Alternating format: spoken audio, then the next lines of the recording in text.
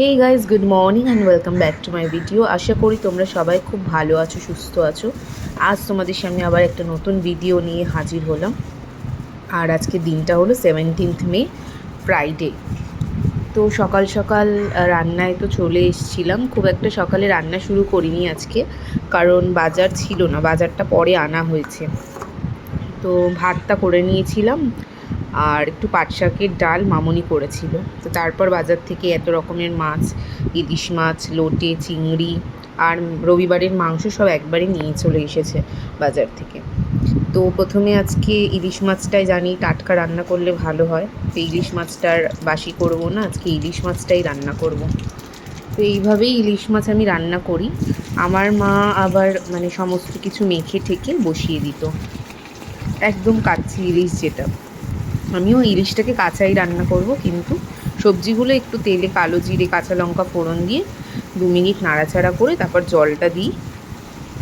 তারপর জলটা যখন ফুটে আসবে, হলুদ দেবো অবশ্যই, নুন হলুদ, এছাড়া সেরকম কোনো মশলা পড়বে না, জিরে ধনে গুঁড়ো কোনো কিছুই পড়বে না।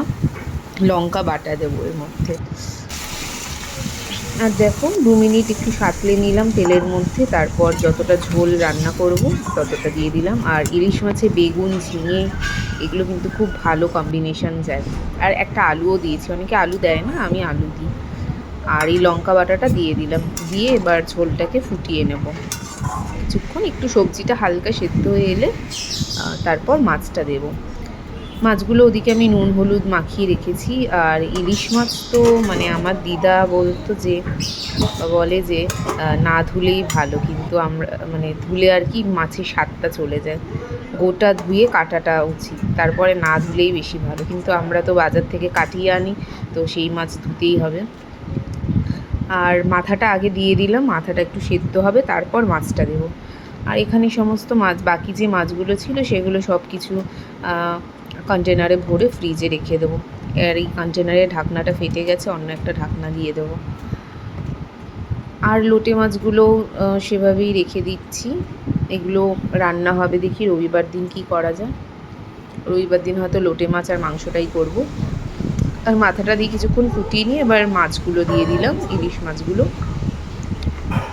আর লাস্টে আরেকটা জিনিস দেওয়া যায় এরকম পাতলা ঝোলে, কালো জিরেটা একটু, কালো জিরে, সাদা জিরে নয় কিন্তু কালো জিরে একটু শুকনো খোলায় রোস্ট করে গুঁড়িয়ে নিয়ে দিলে খুব ভালো একটা ফ্লেভার আসে এতে।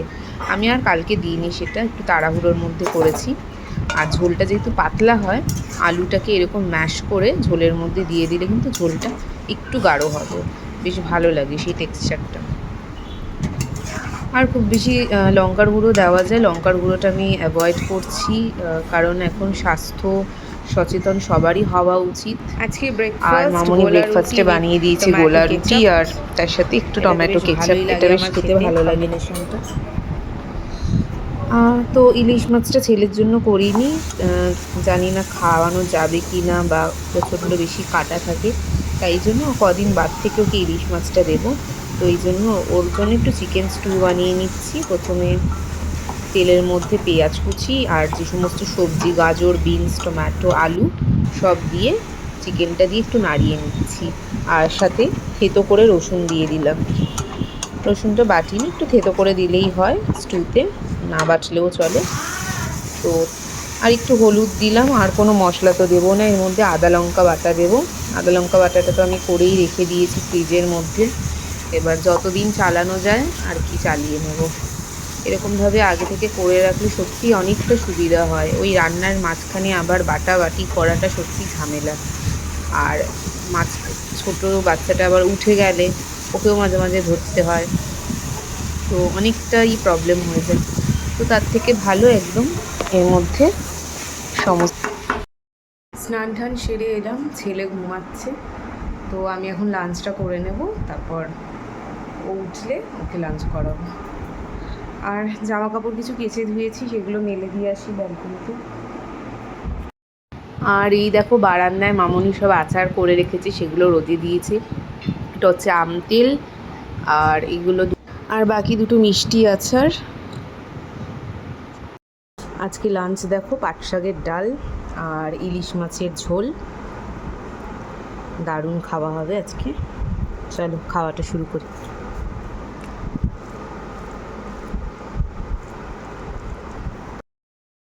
বাজে এখন 7:30 মতো, একটু বেরোচ্ছি ছেলেকে নিয়ে, কিছু কেনাকাটি করার আছে।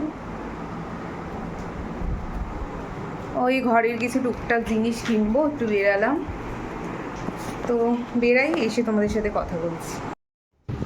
বেরিয়ে ঠেরিয়ে এসে গেছি, আর ছেলের জন্য এখন রুটিটা করে ভিজিয়ে দেব। আর গেছিলাম একটু এই ঘরের টুকটাক কিছু সবজি শেষ হয়ে গেছিলো, সেগুলো কিনতে, আর ছাতু কিনতে। ছাতু খায় প্রতিদিন ওর বাবা, আর আমার শ্বশুরমশাই উনিও ছাতুটাই বেশি প্রেফার করছে এই গরমে। ঘড়িতে বাজে এখন 11:05, আর আমার তো ডিনার হয়েই গেছে 10টার মধ্যে, ছেলেরও হয়ে গেছে। এখনও ঘুমায়নি, দেরি করে একটু ঘুমাতে, 12টা তো বাজবে মিনিমাম। কি বলছো? আচ্ছা, তুমি কি খেয়েছো এক্ষুনি?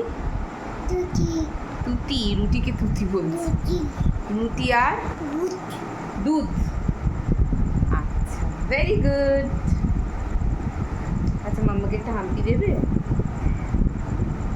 বলে কি মিষ্টি। আর ওর বাবা এখনো ঘরে আসেনি, তো বাবা না আসলে, একটু বাবার সাথে না খেললে কি আর ঘুমানো যায়? তাই জন্য উনি জেগে বসে আছেন। দেরি হচ্ছে, একটু কাজ টাজ আছে হয়তো বাইরে, সেই জন্য। আর আমিও জেগেই রয়েছি।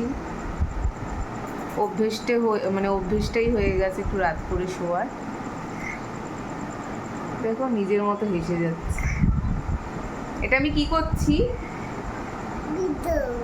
ভিডিও, মানে ভিডিওটাকে ভিডিও করছি। আর কালকে তো শনিবার, আর শনিবার নিরামিষ হবে। একটু চাল কুমড়ো, উচ্ছে এগুলো কেটে রাখলাম।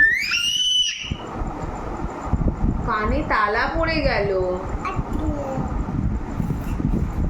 চাল কুমড়ো উচ্ছে একটু কেটে রাখলাম, ওটা দিয়ে মামুনি সকালবেলা ডাল করে রাখবে, মুগ ডাল।